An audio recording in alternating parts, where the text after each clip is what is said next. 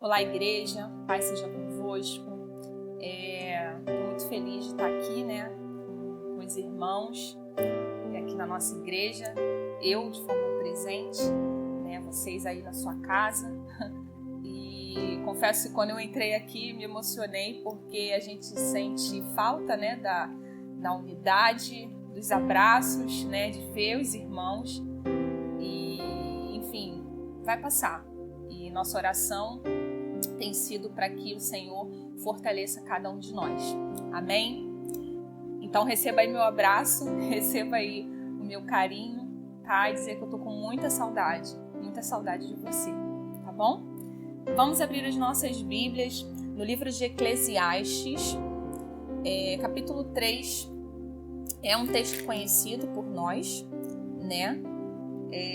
livro de Eclesiastes, capítulo 3, a partir do versículo 1, diz assim. Pode ser que a minha versão esteja um pouco diferente da sua, tá? Tudo neste mundo tem o seu tempo. Cada coisa tem a sua ocasião. Há tempo de nascer e tempo de morrer. Tempo de plantar e tempo de arrancar. Tempo de matar e tempo de curar. Tempo de derrubar e tempo de construir. Há tempo de ficar triste e tempo de se alegrar. Tempo de chorar e tempo de dançar. Tempo de espalhar pedras e tempo de ajuntá-las. Tempo de abraçar e tempo de afastar. Há tempo de procurar e tempo de perder. Tempo de economizar e tempo de desperdiçar. Tempo de rasgar e tempo de remendar. Tempo de ficar calado e tempo de falar. Há tempo de amar e tempo de odiar. Tempo de guerra e tempo de paz. O que é que a pessoa ganha com todo o seu trabalho? Eu tenho visto todo o trabalho que Deus dá às pessoas para que fiquem ocupadas. Deus marcou o tempo certo para cada coisa. Ele nos deu o desejo de entender as coisas que já aconteceram e as que ainda vão acontecer, porém não nos deixa compreender completamente o que Ele faz. Bom, esse livro foi escrito, como nós sabemos, pelo rei Salomão, E ele nos fala que há um tempo para todas as coisas. Nós sabemos que hoje, esse momento que nós estamos vivendo, que o Senhor tem ministrado no meu coração, e essa palavra que eu quero trazer para vocês neste dia, que como tema de hoje é discernindo os tempos, Essa palavra tempo, nesse livro, ele não quer dizer uma ocasião, mas sim momentos específicos. Então, Salomão vai falar para nós que há momentos específicos em que nós devemos fazer coisas específicas. E nesse momento de crise que nós temos vivido, o que o Senhor tem ministrado no meu coração e o que eu quero perguntar para você neste dia é justamente isso. O que você tem vivido? Qual o tempo que você tem vivido num momento de crise? E aí a gente pegou aqui três exemplos de 3 pessoas que no momento de crise nos dá uma orientação, nos dá um norte. Existem várias pessoas que nós poderíamos pegar aqui, mas a gente separou 3 aqui, que é o que o Senhor tem falado no nosso coração, para a gente poder se espelhar nessas pessoas. Porque nesse tempo, meus irmãos, nesse momento em que nós estamos vivendo, nós precisamos mais do que nunca ser igreja. Nós sempre falamos aqui em cultos de missões, acerca da igreja perseguida, a igreja que não pode se reunir, mas continua sendo igreja. Meus irmãos, nós temos vivido este momento, em que infelizmente nós não estamos podendo nos reunir como igreja, porque a igreja ela precisa se reunir fisicamente, sim, isso é bíblico.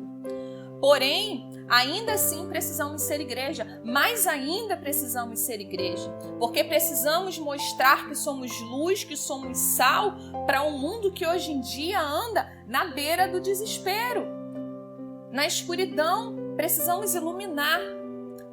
E vemos vários textos de autoajuda, do que devemos fazer, do que não devemos fazer. Meu irmão, se nós não nos pautarmos na palavra de Deus, se nós não nos pautarmos naquilo que o Senhor nos orienta a fazer, autoajuda não vai adiantar. Porque a autoajuda, ela já está falando, ela depende de mim. E a Bíblia diz, Jesus diz que sem mim, nada podeis fazer. Então, meus irmãos, nada nós poderemos fazer sem o Senhor Jesus. Nada nós poderemos fazer sem a presença do Espírito Santo nas nossas vidas. E o primeiro exemplo que eu quero trazer aqui é sobre como nós devemos nos portar em meio à crise, é sobre Davi. Abra comigo lá no Salmo 27, volte um pouquinho na sua Bíblia. No Salmo 27. Esse salmo não diz, enfim, ao certo onde Davi estava, né, quando ele escreveu esse salmo, mas acredita-se que ele estava realmente no momento em que ele estava sendo perseguido pelo rei Saul, né? Então acredita-se que aqui ele estava escondido até numa caverna. E Davi, neste momento, pensa como Davi nessa hora, né? Davi estava longe dos seus pais, Davi estava longe dos seus amigos, Davi estava longe da convivência diária das pessoas, Davi estava recluso, né? Davi estava em quarentena. Só que qual foi a postura de Davi diante deste momento que ele passou? Davi escreve o seguinte: o Senhor Deus é a minha luz e a minha salvação. De quem terei medo? O Senhor me livra de todo perigo. Não ficarei com medo de ninguém. Quando os maus, os meus inimigos me atacam e procuram me matar, são eles que tropeçam e caem. Ainda que um exército inteiro me cerque, não terei medo. Ainda que os meus inimigos me ataquem, continuarei confiando em Deus. Deus, o Senhor, pediu uma coisa e o que eu quero é só isto: que Ele me deixe viver na sua casa todos os dias da minha vida, para sentir maravilhado a sua bondade e pedir a sua orientação. Em tempos difíceis, Ele me esconderá no seu abrigo, Ele me guardará no seu templo e me colocará em segurança no alto de uma rocha. Versículo 6. Assim vencerei os inimigos que me cercam. Com gritos de alegria oferecerei sacrifícios no seu templo. Eu cantarei e louvarei a Deus, o Senhor. Olha que salmo. E aí ele continua, né? Nós poderíamos ler o salmo inteiro. Você pode meditar com a sua família daqui a pouco, nesse salmo inteiro, e pensar em Davi neste momento.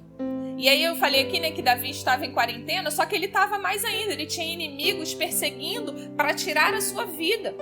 E ele fala que mesmo em meio à crise que ele estava vivendo, mesmo em meio a pessoas que estavam caçando ele para poder tirar a vida dele, ainda assim ele não teria medo.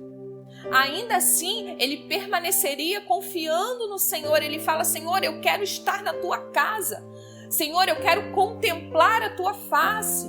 Senhor, eu confio em ti, que o Senhor vai me livrar de todo esse mal. Davi tinha consciência, e é isso que a gente quer passar para os irmãos. Ele tinha consciência da crise, mas ele não tinha medo. Ele não tinha medo porque ele sabia em quem ele estava acreditando. Ele conhecia o Senhor do Salmo.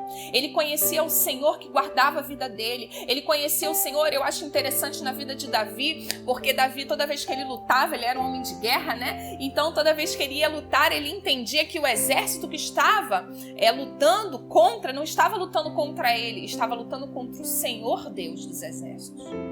E pelo Senhor Deus dos exércitos, ele lutava contra o povo inimigo. Por isso Davi, ele vencia as batalhas. Então, meus irmãos, nós temos que entender que precisamos ter confiança no Senhor em meio à crise. Precisamos ter intimidade e adoração ao Senhor em meio à crise. A segunda pessoa que nós queremos falar é o profeta Abacuque. E eu também queria que você abrisse comigo lá em Abacuque, no capítulo 3, versículo 17, diz assim: ainda que as figueiras não produzam frutas e as parreiras não deem uvas, ainda que não haja azeitonas para apanhar, nem trigo para colher, ainda que não haja mais ovelhas nos campos, nem gados nos currais, mesmo assim eu darei graças ao Senhor e louvarei a Deus, o meu Salvador. O Senhor é Deus e a minha força. Ele torna o meu andar firme como o da corça e me leva para as montanhas onde estarei seguro. Meus irmãos, o profeta Abacuque aqui, ele afirma que mesmo que a figueira, aqui né, na versão que nós conhecemos, que a figueira não floresça, não haja fruto na vide, ou seja, tudo de errado. Você imagina, você é um agricultor, você tem toda uma plantação e daí você colhe com a esperança de colher num tempo determinado. Então você imagina que nesse tempo determinado você simplesmente não colha. O que você vai comer? Como você vai sustentar a sua família? O profeta Abacuque diz, ainda assim, mesmo que tudo dê errado, eu continuarei me alegrando. Abacuque aqui, ele fala em alegrar-se no Senhor. Olha, e qual é o contexto de tudo isso que está escrito, meus irmãos? O contexto é Abacuque 3. A oração do profeta Abacuque. Essa oração ela é poderosíssima, porque ela fala sobre o confiar, o conhecer a Deus. Essa oração aqui, o profeta Abacuque, ele tem uma visão sobre o Deus Todo-Poderoso. E depois que ele tem essa visão, depois que ele vê o Senhor, talvez de uma forma como ele nunca tinha visto antes, né? Porque a gente vê no capítulo 1 e no capítulo 2, né? Abacuque vendo algumas coisas e questionando ao Senhor. Quando ele tem essa revelação no capítulo 3 e ele vê o Senhor, ele vê que o Senhor se levanta para salvar o seu povo e salvar o seu ungido de uma forma poderosa, Abacuque afirma que ainda que tudo dê errado, ainda que eu esteja num momento de crise, olhe bem, ele tem a consciência da crise, mas ainda assim ele se alegrará no Senhor, né? Ele vai exultar no Deus da salvação dele, ou seja, mais importante do que tudo para o profeta Abacuque era a salvação. E o terceiro aqui que nós queremos destacar é o apóstolo Paulo, lá no livro de Filipenses. Abra comigo, por favor, lá em Filipenses. O capítulo 4, né? Eu até quero também indicar, né, para os irmãos estarem meditando no livro todo de Filipenses, tá? Que é muito interessante, a gente vai falar um pouco sobre isso agora. Paulo, capítulo 4, no livro de Filipenses, a partir do versículo 12, diz assim: sei o que é estar necessitado, e sei também o que é ter mais do que é preciso. Aprendi o segredo de me sentir contente em todo lugar e em qualquer situação, quer esteja alimentado ou com fome, quer tenha muito ou tenha pouco. Com a força que Cristo me dá, posso enfrentar qualquer situação. Em outras versões diz, né, o versículo que nós conhecemos bem, tudo posso naquele que me fortalece. Paulo aqui, ele estava dizendo o seguinte, eu sei, Paulo também, ele escreve num contexto de alegria. Paulo, ele fala, olha, eu sei o que é estar alegre, eu sei o que é me alegrar no Senhor em qualquer situação. Então, Paulo diz que ele se contentava, ele adorava o Senhor com a sua alegria, mesmo em meio à crise. Mesmo se ele estivesse na crise ou na bonança, ele estava alegre no Senhor. Meu irmão, da onde vem essa alegria? Essa alegria vem no nosso relacionamento com Deus. Porque quando nós entendemos que o Senhor Deus é soberano, o Senhor Deus está acima de qualquer crise, qualquer dificuldade. Eu não estou falando aqui que a gente tem que ser imprudente e fazer coisas que nós sabemos que não poderíamos fazer neste tempo que estamos vivendo. O que eu estou falando aqui é que nós precisamos ter alegria no Senhor. E essa alegria, quando as pessoas que estão à nossa volta ver essa alegria vai ser luz para eles, vai ser luz para o mundo. E todo medo que as pessoas têm sentido, síndrome do pânico, falta de fé, isso vai se dissipar. Meu irmão, precisamos ser igreja nesse sentido, dentro da nossa casa, ministrando sobre os nossos, levando a palavra de Deus da forma que nós podemos levar, com as nossas atitudes. Muitos de nós, né, têm precisado ir trabalhar, como é o meu caso, por exemplo, e daí a gente encontra com pessoas que estão à beira do desespero. Meu irmão, nós precisamos ser luz para essas pessoas, nós precisamos levar algo diferente, e esse algo diferente não vai adiantar se eu também estiver beirando o desespero. Eu preciso levar a alegria do Senhor, a confiança no Senhor. E essa confiança não é eu ser imprudente, mas sim eu demonstrar que ainda assim, Se algo ruim acontecer, eu ainda assim me alegrarei no Senhor. Eu ainda assim exultarei no Deus da minha salvação. Por quê? Porque eu tenho fé. Porque eu creio que Deus é soberano e que o Senhor Deus está acima de qualquer crise e de qualquer bonança. E de que Ele está acima de todas as coisas. Nada foge do controle do soberano Senhor. Nada foge do controle do nosso Deus. E essa fé, esse conhecimento de que Deus é soberano, ele não tem que vir só porque eu estou falando para você. Eu preciso viver isso. Você precisa viver isso. E isso só vai vir, meu irmão, quando nós tivermos relacionamento com Deus. Quando nós tivermos um momento de relacionamento com o Senhor. Então, eu quero aqui deixar, essa palavra para os meus irmãos amados. Que o Senhor Deus, como a gente disse aqui no início, a Bíblia afirma que há um tempo para todas as coisas.